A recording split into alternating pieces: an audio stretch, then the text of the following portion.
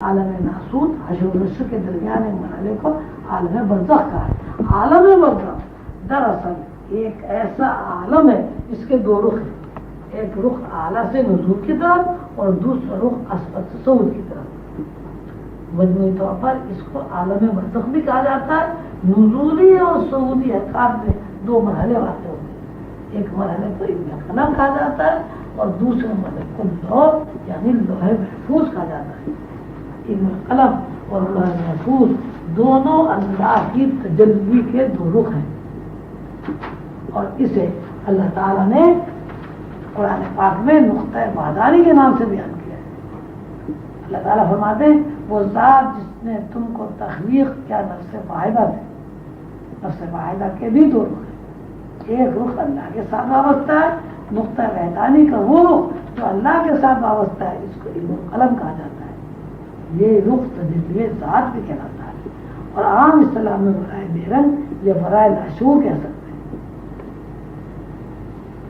قلم اور لوح کے 23 شعبے ہیں۔ مرشد کریم قلندر بابا نے ان 23 شعبوں کا تذکرہ نہیں کیا، البتہ علم قلم کا تذکرہ کرتے ہوئے فرماتے ہیں کہ یہ شعبہ لاشعور کے اس نقطے سے متعلق ہے جس کی ایک سطح حافظہ دوسری سطح فکر ہے۔ حافظہ اور فکر کی دونوں سطحیں ایک ہی حرکت کے دو رخ ہیں، ایک رخ حافظے کی سطح اور دوسرا رخ فکر کی سطح۔ حافظے کی سطح کو خلائے نور کہا جاتا ہے۔ خلائے نور بسیط، عمیق اور محیط ہے۔ فکر کی سطح محض نور ہے جو خلائے نور سے نور کی طرف یعنی لامحدودیت سے محدودیت کی طرف نزول کرتی ہے۔ یہ بہت عمیق اور گہری بات ہے جو بظاہر بہت آسان الفاظ میں بیان کی گئی۔ اب ہم نور، خلائے نور، حافظہ اور فکر کی مشاہداتی صورتحال بیان کرتے ہیں۔ جب کچھ نہیں تھا تو اللہ تھا، اللہ ایک ذات ہے، اللہ بصیر ہے، اللہ خبیر ہے، اللہ علیم ہے، اللہ محبت کرنے والا ہے، اللہ خالق ہے، اپنی مخلوق کی تمام ضروریات سے باخبر ہے۔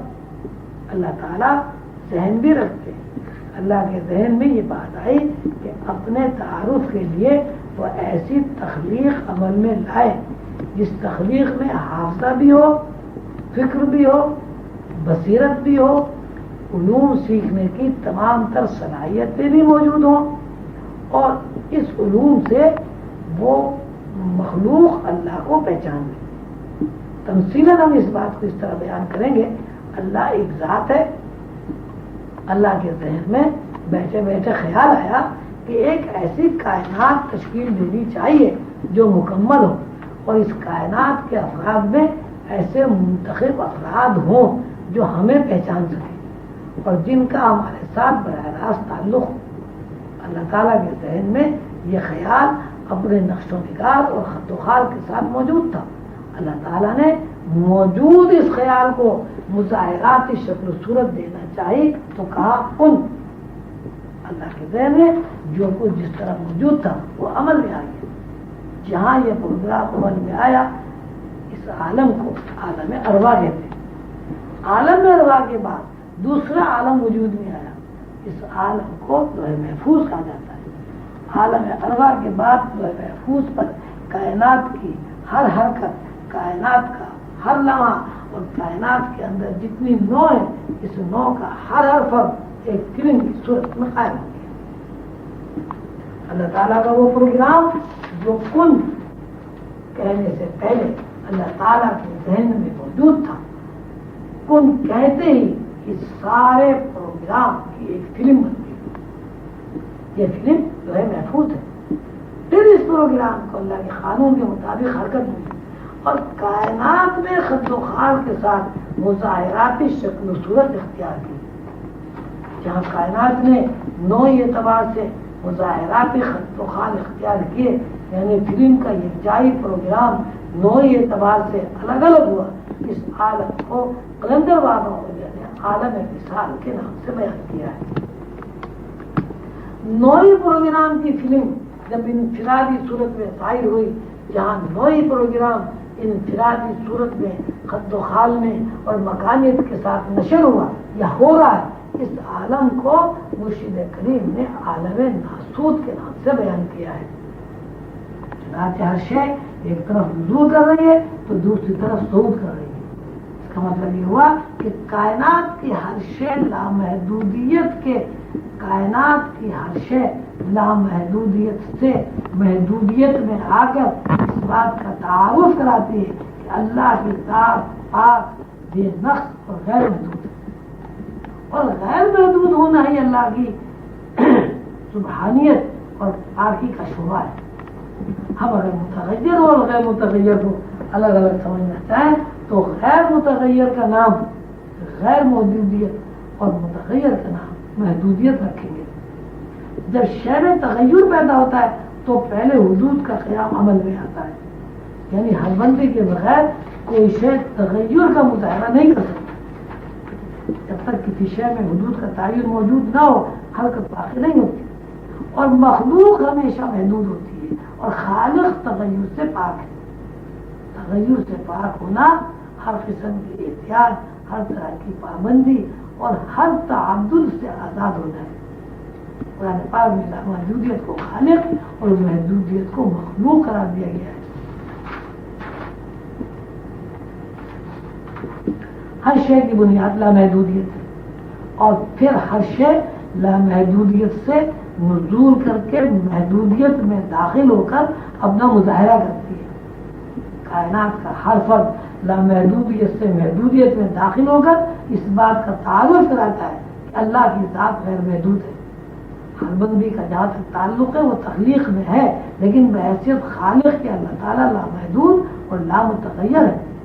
قرآن پاک کے ارشاد کے مطابق لامحدودیت خالق اور محدودیت مخلوق ہے. مخلوق یا محدودیت دراصل کائنات ہے اور کائنات کے اداروں پر مشتمل ہے. ہم جب محدودیت سے یعنی نزولی حالت سے صعودی حالت میں داخل ہوتے ہیں تو اس کا تذکرہ اس طرح کریں گے. کائنات کا پہلا دائرہ مادیت ہے، کائنات کا دوسرا دائرہ حیوانیت ہے، کائنات کا تیسرا دائرہ انسانیت ہے. خارجی دنیا اور خارجی دنیا میں جتنی بھی چیزیں ہیں ان کی حرکات و سکانات ایک میکانکی عمل کے تحت قائم ہے اور اس میکانزم کی بنیاد مادیت ہے. مادیت جس میکانزم پر قائم ہے، اس میکانزم کے نتیجے میں جمادات نباتات بنتے ہیں. دوسرے محدود دائرے سے حیوانات اور انسان کی تعمیر کا آغاز ہوتا ہے. کائنات کے یہ تین دائرے، معین دائرے، محدود دائرے، خارج یا مظاہر کہلاتے ہیں. یہ تین دائرے نزول سے صعود اور صعود سے نزول میں جس طرح متحرک ہے، ہر دائرہ تحلیل ہو کر جس طرح دوسرا دائرہ بن رہا ہے، اس کی طرزیں اور فارمولے ہماری نگاہ سے مخفی ہیں.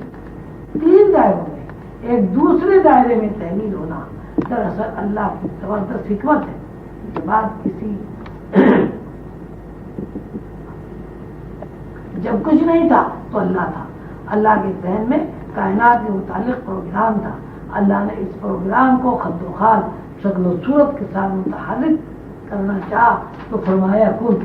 یہ کائنات کے تینوں دائرے اور ان تینوں دائروں کے تخلیق ہونے میں مخفی طرز نقطہ میدانی سے عمل میں آتے ہیں. نقطہ میدانی کا ذہن اللہ کا وہ ارادہ ہے جو کن کے سلمانے سے پہلے ظہور میں آیا. اس بات کی تشریح اس طرح کی جائے گی، نقطہ میدانی اللہ کا ارادہ یا اللہ محدودیت کا ارادہ جب متحرک ہوتا ہے تو خلائے نور کو نور کی شکل میں ظاہر کرتا ہے. اللہ کا ارادہ جس نے کن کہہ کر کائنات تشکیل کی کسی سبب کی احتیاج نہیں رکھتا، کیونکہ اللہ تعالیٰ خود خالق ہے. انہیں بحیثیت خالق کے کسی سبب یا وسیلے کی احتیاج نہیں ہے. خلائے نور میں وسائل و اسباب موجود نہ ہونے کے باوجود اللہ نے جب کن فرمایا تو کن کہتے ہیں خلائے نور میں شکلیں اور صورتیں وجود میں آ گئی. اس حقیقت سے یہ بات منکشف ہوئی کہ خلائے نور اور خالق کا ارادہ ایک ہی حقیقت ہے اور یہی حقیقت کائنات کی تعمیر کی بنیاد ہے.